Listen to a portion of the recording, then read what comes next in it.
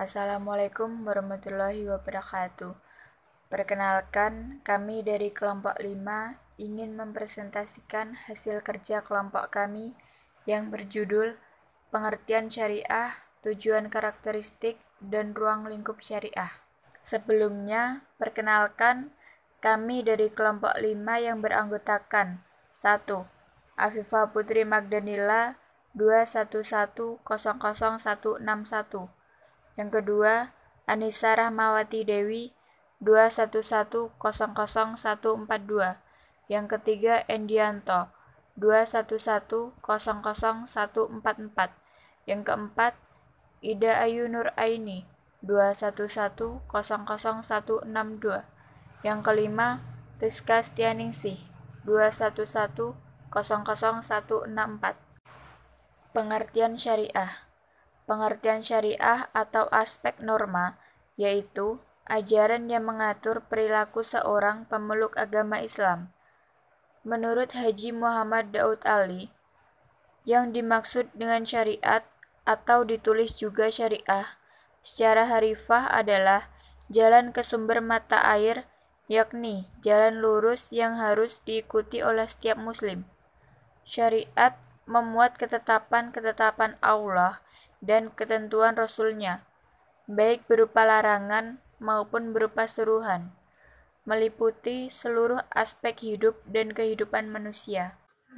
Tujuan syariah. Diturunkannya syariah Islam kepada manusia tentunya memiliki tujuan yang sangat mulia. Paling tidak ada 8 tujuan. Pertama, memelihara atau melindungi agama dan sekaligus memberikan hak kepada setiap orang untuk memilih antara beriman atau tidak. Karena tidak ada paksaan dalam memeluk agama Islam. Quraisy Al-Baqarah 2:256. Manusia diberi kebebasan mutlak untuk memilih. Maka barang siapa yang ingin beriman, hendaklah ia beriman, dan barang siapa yang ingin kafir, biarlah ia kafir. Quraisy Al-Kahfi 18:29. Ruang lingkup syariah. 1. Ibadah, yaitu peraturan-peraturan yang mengatur hubungan langsung dengan Allah SWT atau ritual yang terdiri dari A. Rukun Islam, mengucapkan syahadat, mengerjakan sholat, zakat, puasa, dan haji. B. Ibadah lainnya yang berhubungan dengan rukun Islam. 2. Muamalah, yaitu peraturan yang mengatur hubungan seseorang dengan yang lainnya dalam hal tukar-menukar harta atau jual beli. 3. Munakahat, yaitu peraturan yang mengatur hubungan seseorang dengan orang lain dalam hubungan berkeluarga. 5. Siasat, yaitu yang menyangkut masalah-masalah kemasyarakatan politik.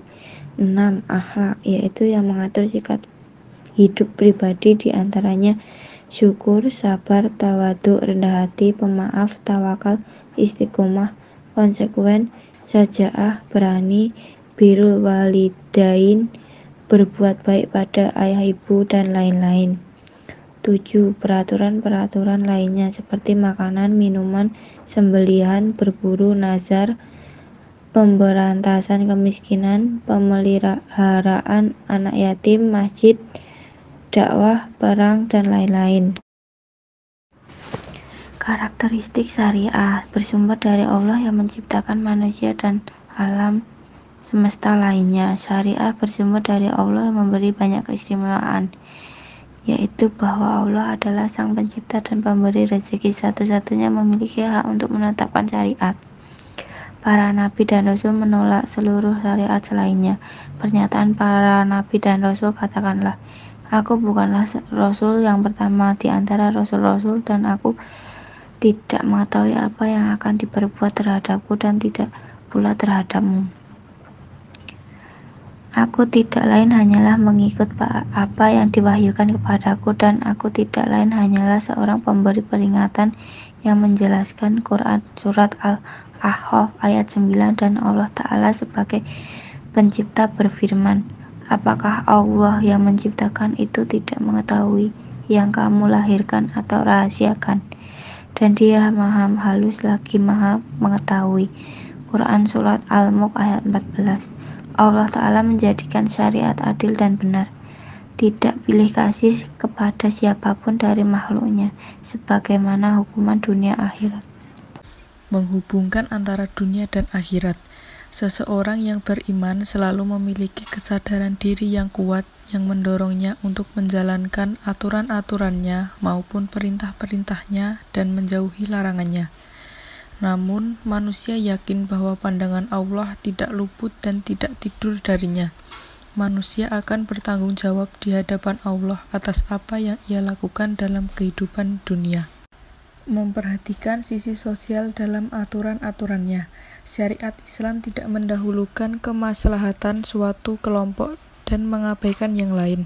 Namun, ia menjadi solusi bagi masalah besar itu, di mana mayoritas masyarakat yang tidak menjadikan syariat Islam sebagai aturan dan metode dalam kehidupan kewalahan menghadapinya, yaitu masalah perseteruan antara kepentingan pribadi dan kepentingan umum dalam masyarakat, di mana kita dapati sebagian masyarakat lebih mementingkan kepentingan pribadi secara mutlak sebagaimana dalam kapitalis.